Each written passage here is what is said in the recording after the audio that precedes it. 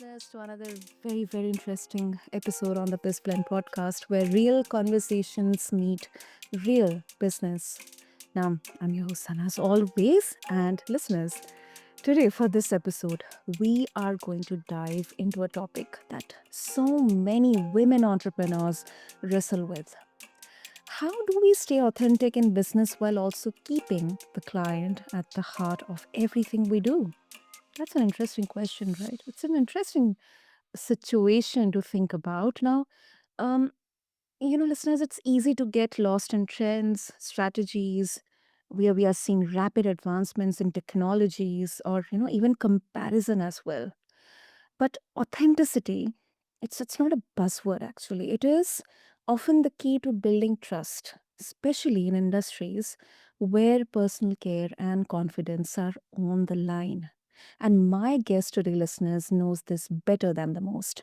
Listeners, meet Diana Daman, certified laser hair removal specialist and founder of Laser by Diana.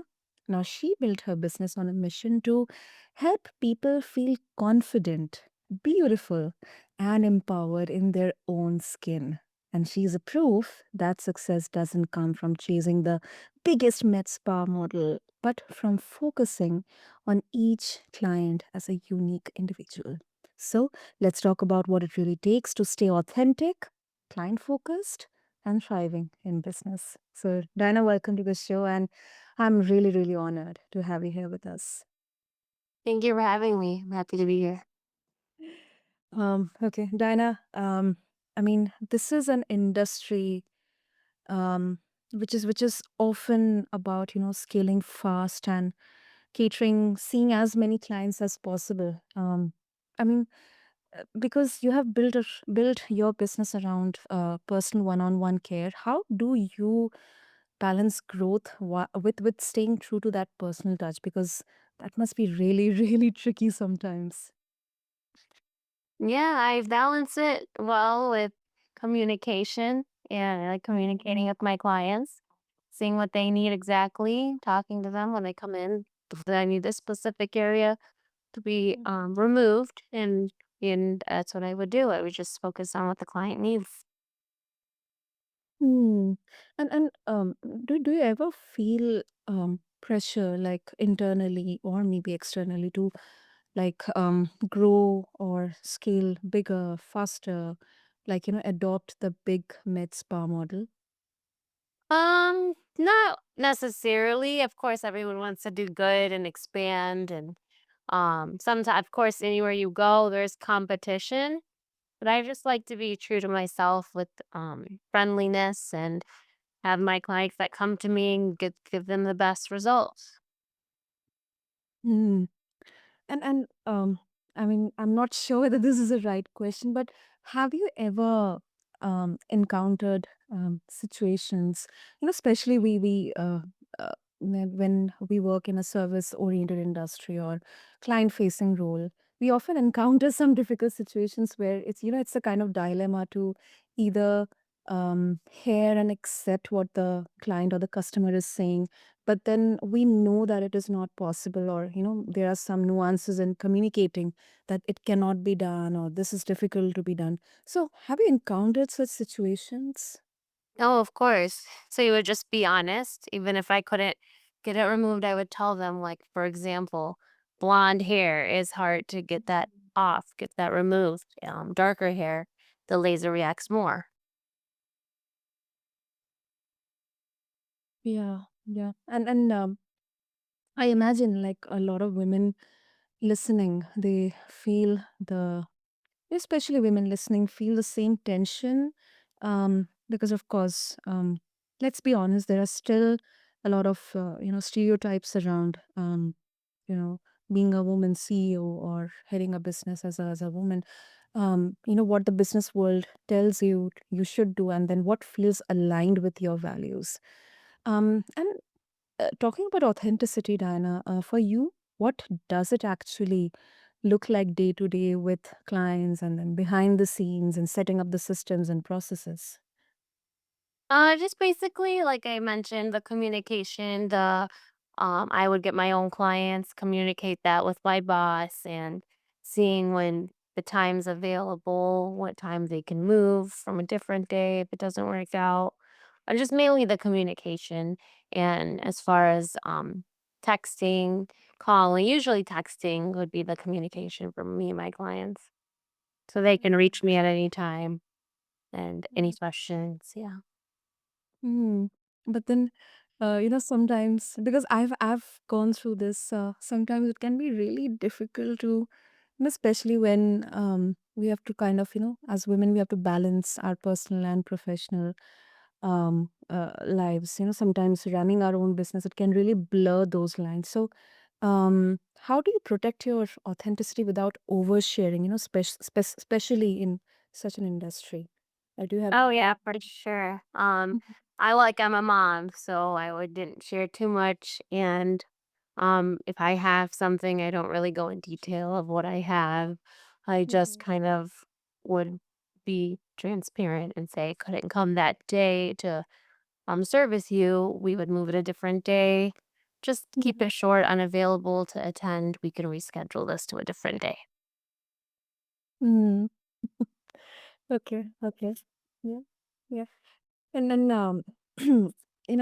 some people would argue that authenticity is kind of overrated, and somehow, I don't know whether it's in our kind of cultural conditioning that especially women are often asked to be people pleasers. I mean, if you are agreeing with everything, you are down to earth, then you are a like a good girl, quote unquote.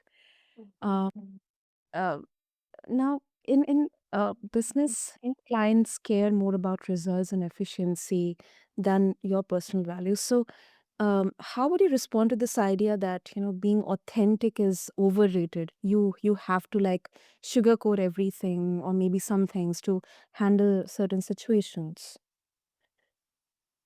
I would just so for example, if someone came in and they just are looking for results, which you mentioned, I would just give them the best results. Authenticity is more, diverse. Mhm. You wouldn't always see the same cultures. Everyone in this industry is different, and it goes with like culture as well. And the result itself when you come in to Laser Mm. by Diana speaks for itself when you come in for a session and see the difference. Mm. Yeah, the results, actions are louder than words, of course. Exactly, exactly. Super, super. And um, now another. I don't know whether it's right or wrong, but another perspective is that women sometimes use authenticity as a shield, that it becomes an excuse to, not playing bigger in business, kind of becoming risk averse. What do you believe, Diana, on this? On this one, I believe, I mean, it could be somewhat true. So for that one, it would just again go with like many people think Mhm. men take over, okay? Are more the dominant one working. But girls, or women, I should say, empower as well. We want to have our own income. We want to have our own business, our own clientele. Yeah, So we want to do things ourselves. true. That is so true. That is so true. I mean, irrespective of the gender discussion, that's what I believe, that especially for women, it is really really essential to uh, kind of have that independence to take decisions on your own, have an income. You don't have to completely depend, and that doesn't mean that we shouldn't depend on anyone, or we shouldn't look um, towards anyone for emotional, or maybe sometimes help. I mean, that doesn't mean, but it's a very very interesting reframe because it challenges the idea that authenticity is about staying small. And of course, your journey, Diana, it can actually be the boldest business strategy of all. So Thank you so much. And if our listeners they would like to connect with you and explore more about Laser by Diana, what would be the best way? Laser underscore by underscore Diana underscore Instagram. So just laser by Diana, I should say. And then Google laser by Diana, Facebook, Snapchat, all that. Super, super. I'll make sure to have all the links in the show notes, and I would encourage all of our listeners to check out Laser by Diana. Give a shout out, and of course, this conversation reminded us that authenticity isn't just a tagline; it is a daily practice. Whether it's honoring our clients individually or to setting boundaries that will also preserve our own energy. So, thank you so much, Diana, once again. Thank you so much. So, thank you to all the listeners for tuning into Biz Blend. Until next time, keep blending strategy with soul. And of course, remember that your business grows best when it grows from your truth. With that, this is your host, Sana, signing off. Thank you.